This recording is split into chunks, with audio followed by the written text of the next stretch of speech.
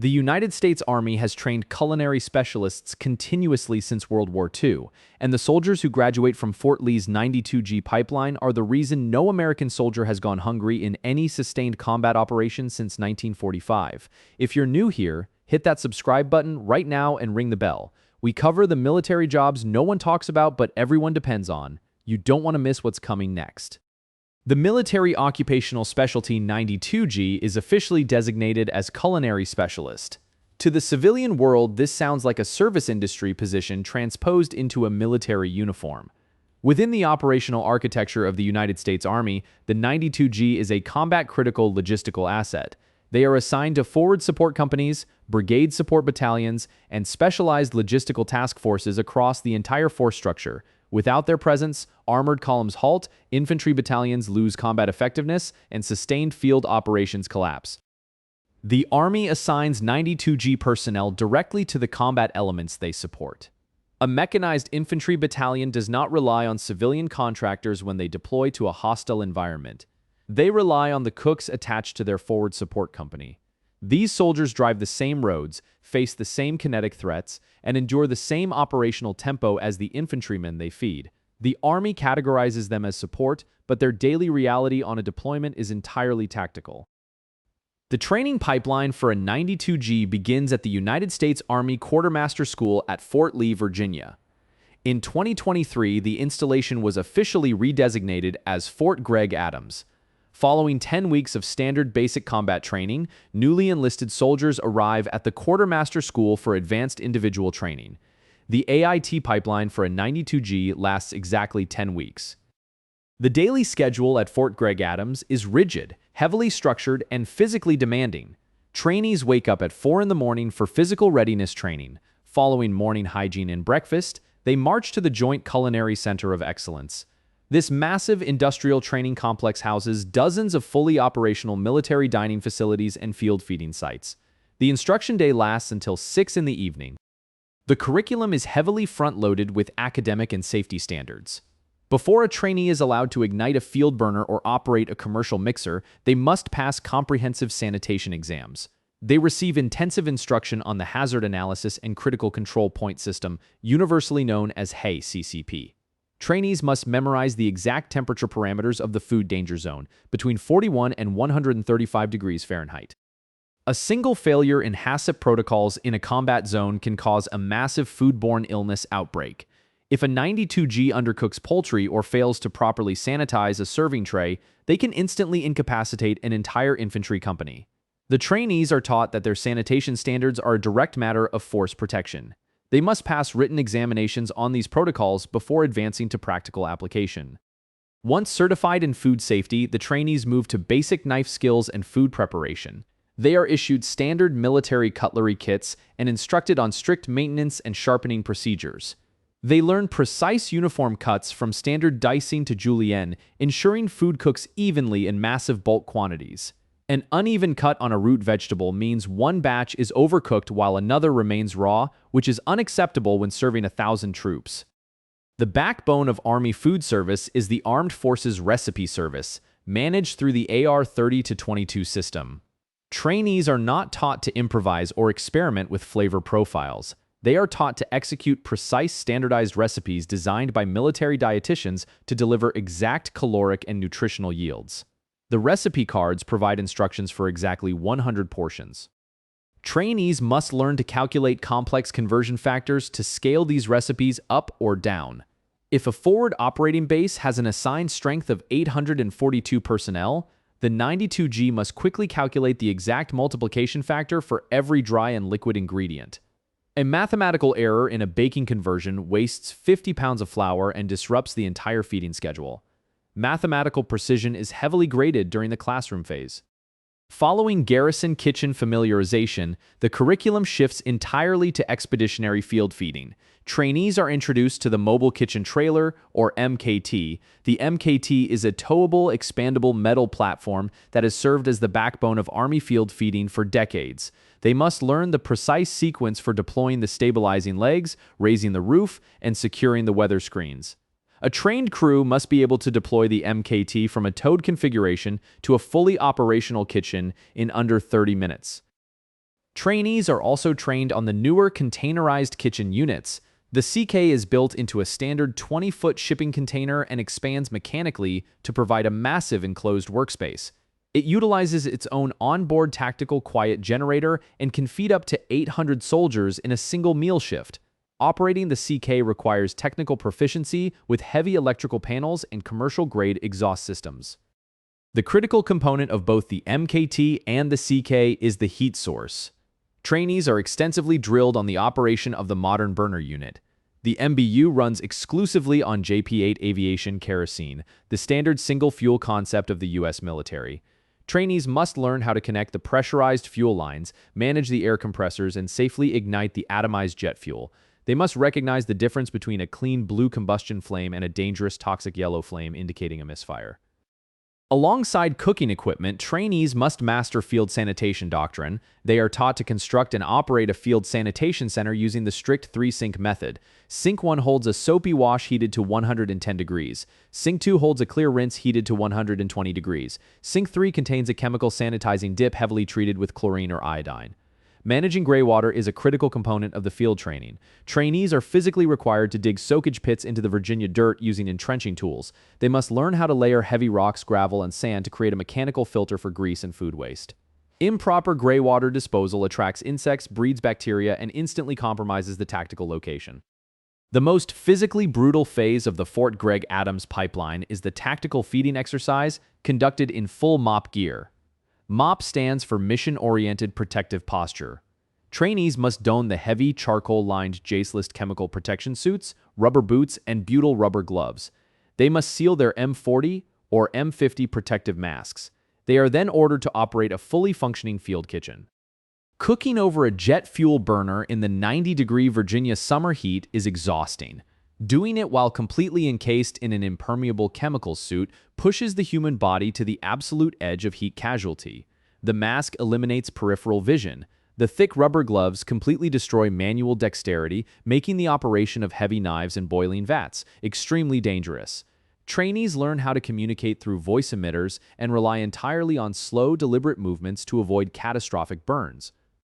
The Army enforces this training because the threat of chemical or biological attack in a conventional peer-to-peer conflict is highly probable. If a forward support area is struck by a persistent nerve agent, the logistical supply chain cannot simply stop. The 92G must be capable of decontaminating their exterior equipment, sealing the kitchen environment, and continuing to output calories while protected.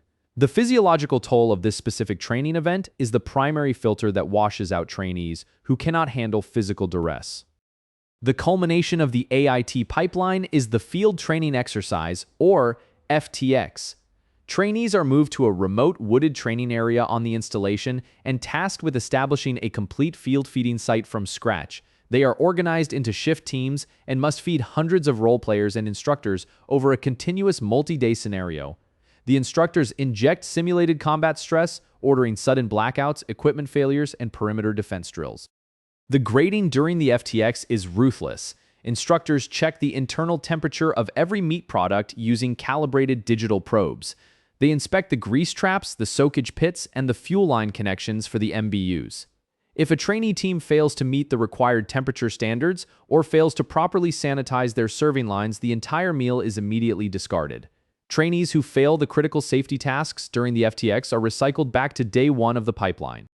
Despite this rigorous technical training, a persistent stigma surrounds the 92G within wider Army culture. The phrase, "just a cook," is frequently used by combat arms personnel to diminish the MOS. This perception stems from a fundamental misunderstanding of operational logistics. The military has documented exactly what happens when the 92G capability is removed from a combat formation. During heavy field exercises at the National Training Center, armored and infantry battalions have tested the limits of sustained operations without hot food.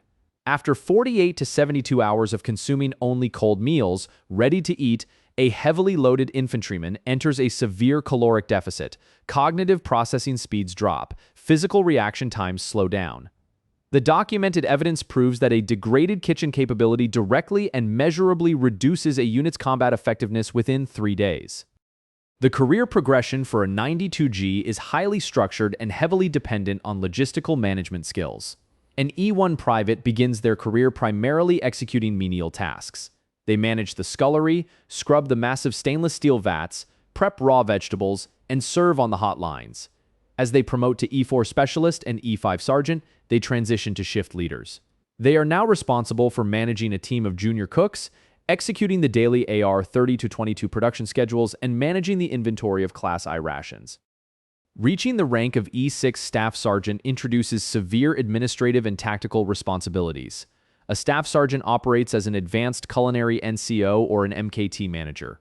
They are responsible for ordering tens of thousands of dollars of food weekly through the Army's supply system. They must manage the preventative maintenance schedules for all assigned field equipment and train their junior soldiers on combat convoy operations.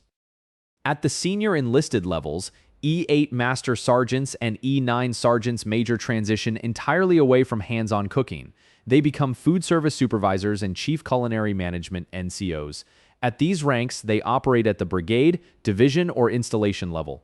They are responsible for managing multi-million-dollar civilian food service contracts, inspecting entire battalions for logistical readiness, and advising commanding generals on theater-wide feeding plans. The Army also offers a highly specialized warrant officer pipeline for experienced 92G personnel. Senior NCOs can apply to become a military occupational specialty 922A food service technician. A 922A warrant officer is the absolute technical authority on food service operations within a brigade combat team. They do not cook, they dictate the logistical doctrine. They manage the complex supply chain algorithms required to feed thousands of troops spread across multiple forward operating bases. The 92G can also transition into adjacent logistical warrant officer paths, specifically the 920A property accounting technician or the 920B supply systems technician. The skills learned managing massive inventories of highly perishable Class I rations translate directly to managing general military supply chains. A former cook operating as a 920B dictates how repair parts, ammunition, and fuel flow across a combat theater. These warrant officers hold massive operational authority over the supply infrastructure. The doctrine taught at Fort Gregg Adams has evolved significantly over the last 3 decades. Following Operation Desert Storm, the Army realized the logistical footprint of the field kitchens was too heavy and slow for rapid armored thrusts. The doctrine shifted to heavily incorporate the unitized group ration. Instead of scratch cooking raw ingredients, cooks learned to process pre-cooked, foil-sealed meals. This slashed preparation time and drastically reduced the water required for cleanup. The long wars in Iraq and Afghanistan forced further adaptations to the 92G curriculum. The asymmetric threat environment meant rear-echelon logistics bases were constantly targeted by indirect fire. Trainees at Fort Lee were required to spend more time on perimeter defense, convoy live-fire exercises, and base security. A cook in a forward support company was just as likely to man a .50 caliber machine gun on a supply convoy as they were to operate a field range. Veteran accounts from 92G soldiers who served during the height of the global war on terror paint a stark picture of the deployment reality.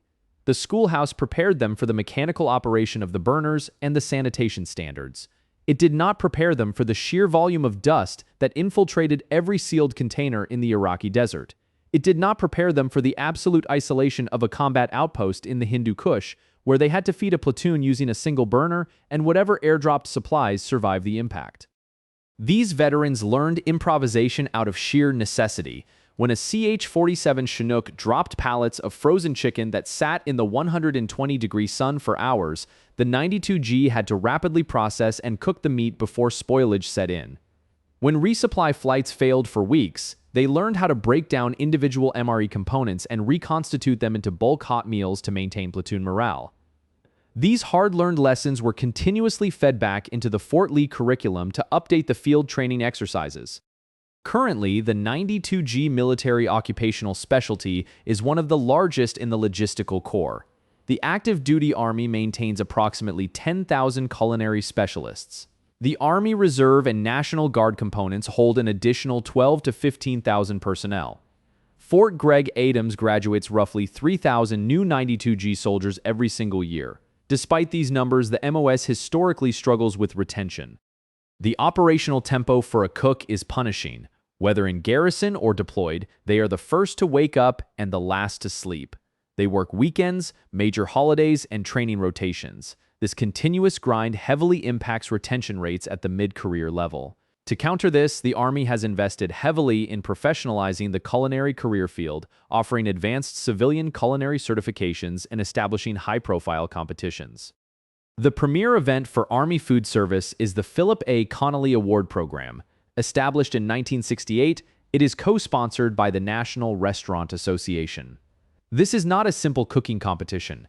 It is a grueling, force-wide evaluation of logistical readiness, tactical proficiency, and culinary skill. Units compete at the battalion, brigade, and division levels just to earn a spot in the Department of the Army finals. The Connelly program is split into multiple categories, but the most prestigious is the Active Army Field Kitchen category. Evaluators from Fort Gregg Adams travel to the competing unit's training area. They do not just taste the food, they inspect the motor pool dispatch records for the kitchen trucks, they evaluate the camouflage netting, the perimeter defense plan, and the chemical decontamination protocols. They use heavy flashlights to inspect the grease traps and the soakage pits. Winning the Philip A. Connelly Award requires absolute perfection in both tactical execution and food service regulations. It proves that a unit's logistical chain is flawless from the supply depot to the serving line. The program forces commands to prioritize their food service personnel and heavily funds the modernization of their kitchen equipment. The award plaque is highly coveted, and winning it significantly accelerates the promotion timeline for the 92G personnel involved. The percentage of 92G soldiers who deploy to combat zones mirrors the combat arms units they support.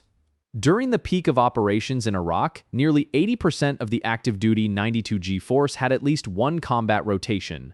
They operated out of massive contractor-supported dining facilities at places like Camp Victory, but they also manned the isolated dirt floor kitchens at remote outposts in the Sunni Triangle. They proved that the doctrine taught in Virginia could scale from a massive megabase down to a 20-man patrol base.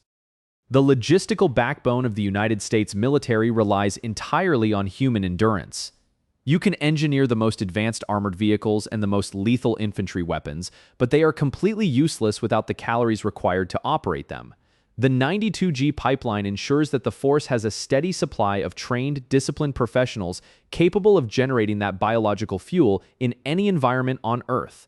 They are not just cooks, they are tactical logisticians. The documented after-action reports from every major conflict since World War II prove the same operational reality. A unit with a highly trained, fully equipped food service section maintains higher morale, sustains fewer disease and non-battle injuries, and exerts greater combat power than a unit relying on cold rations. The 92G is the ultimate force multiplier. If this story gave you a new respect for the men behind the serving line, hit the like button. It takes 2 seconds and it helps more people find this channel. Drop a comment below. Did you serve as a 92G or know someone who did? Tell us. And share this video with a veteran. They'll know exactly what this story means. Make sure to check the previous video in the series.